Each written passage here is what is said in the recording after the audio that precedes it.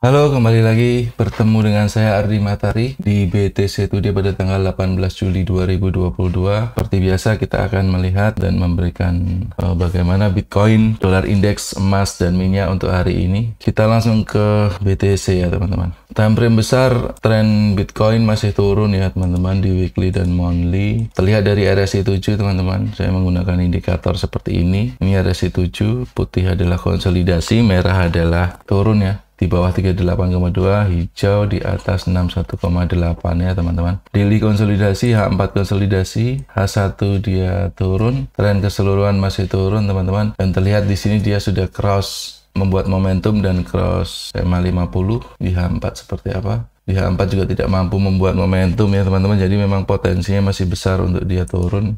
Kuncinya ada di momentum daily untuk turun, dan sebaliknya juga begitu teman-teman. Ini masih sideways daily panjang teman-teman ya. Cuma secara weekly dia masih turun, kemungkinan dia akan mengejar level MA soft di weekly dulu. Teman-teman jangan terburu-buru yang mau buy ya.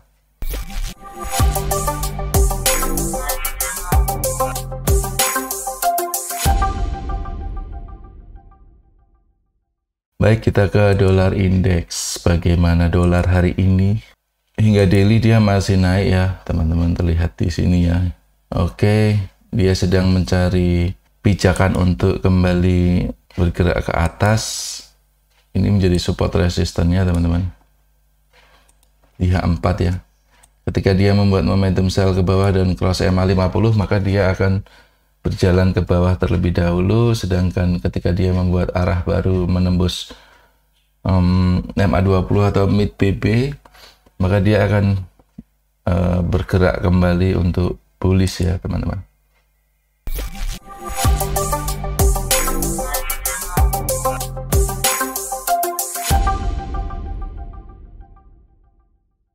Oke, kita lanjutkan ke XAU USD, emas. Emas juga masih turun. Ini adalah target terdekat ya teman-teman untuk mencapai EMA 50 di monthly. Seandainya level ini tertembus, maka dia akan mengejar EMA soft di weekly teman-teman. Untuk hari ini teman-teman bisa sebentar di H1, ketika dia membuat arah baru menembus MA 20 atau mid BB, teman-teman bisa mulai untuk berpikir mencari posisi sell, mencari sell yang terbaik.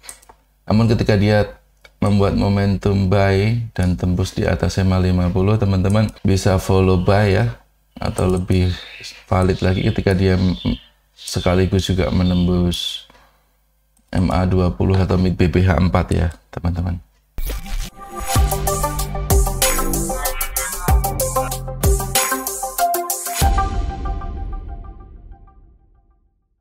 Oke, kita lanjut ke minyak dunia.